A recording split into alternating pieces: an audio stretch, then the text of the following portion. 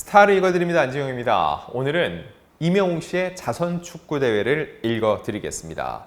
팀 이명웅과 팀 기성용이 맞붙었습니다. 지난 10월 12일 대전 월드컵 경기장에서 열린 쿠팡 플레이와 함께는 하나은행 자선 축구 대회가 있었죠. 자선 축구였음에도 난타전을 벌였습니다. 왜 그럴까요? 이명웅 씨가 축구에는 정말 진심이거든요. 자선 축구 대회지만 경기 자체에 엄청나게 몰두하는 모습이었습니다. 하지만 팀 기성용이 4대3으로 팀 히어로를 꺾었습니다. 이 경기를 마친 이명웅 씨의 소감은 어땠을까요? 일단 중계사 인터뷰를 통해서 레전드 선수들과 경기장에서 호흡할 수 있다는 것만으로도 영광이었다면서 뛰는 내내 즐거웠고 오늘 이 순간이 정말 행복했다라고 그날을 돌아봤습니다.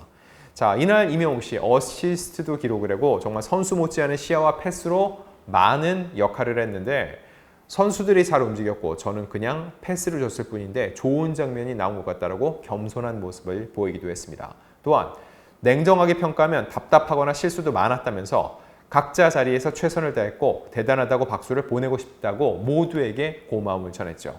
이명웅 씨가 그동안 굉장히 많은 축구 경기를 뛰었고 축구를 사랑했죠. 하지만 진짜로 정규 규격 경기장에서 수많은 팬들이 들어찬 상태에서 국가대표급 선수들과 함께 경기를 뛰어본 것은 사실상 처음이라고 할 수 있는데 이거에 대해서도 솔직한 소감을 털어놓았습니다.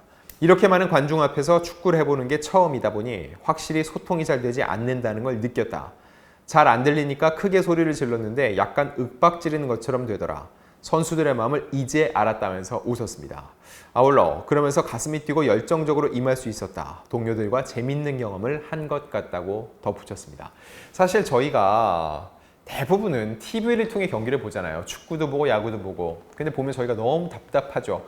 막 소리 지르잖아요. 거기서 그러면 어떻게 해야지라고. 근데 막상 이명웅 씨도 그런 마음이었는데 이런 수많은 사람들이 지켜보는 경기장에 서 보니까 응원 소리에다가 너무 많은 소음들이 있기 때문에 소통 자체가 굉장히 어렵다는 거. 그리고 거기서 오는 압박감 역시 대단하다는 것을 솔직하게 털어놓았던 겁니다.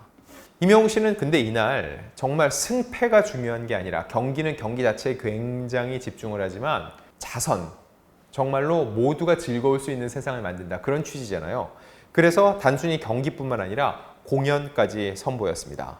자, 이날 이명웅 씨의 활약, 과연 그 현장을 지켜본 각 언론사의 스포츠 기자들은 어떻게 바라보고 기사를 썼을지 언론사들의 반응을 토대로 해서 한번 그날의 상황을 되짚어 보겠습니다.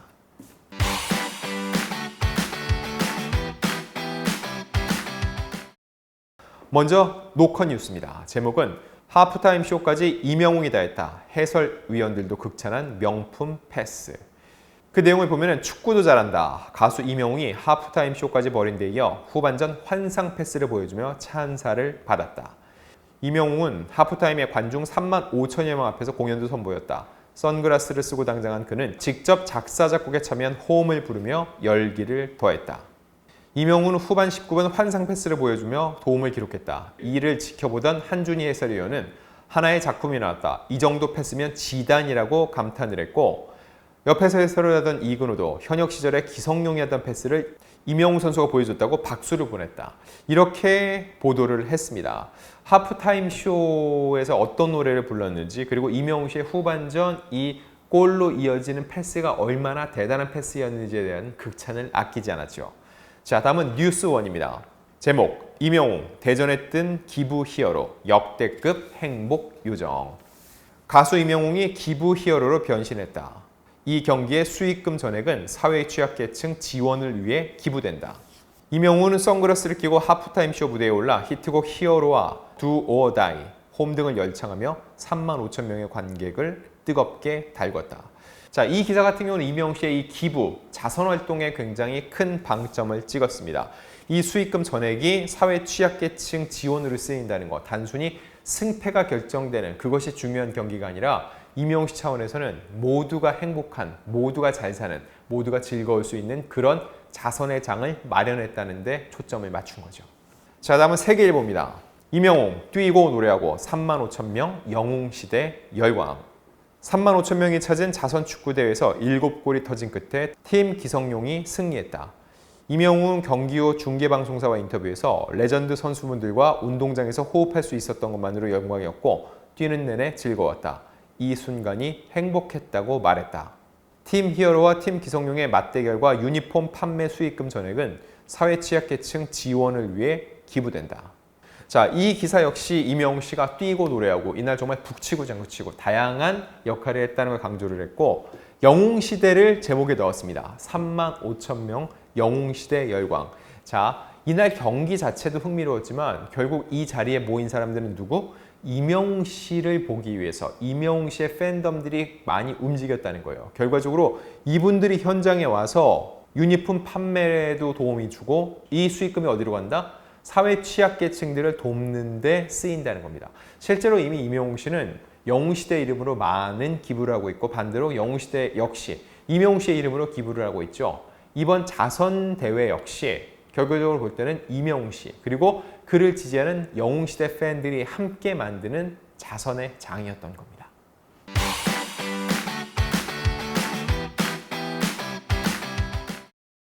자, 다음은 2대1입니다.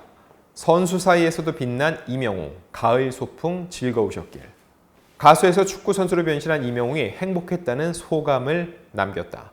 후반 11분 팀 기성용의 이익윤이 동점골로 균형을 맞췄다.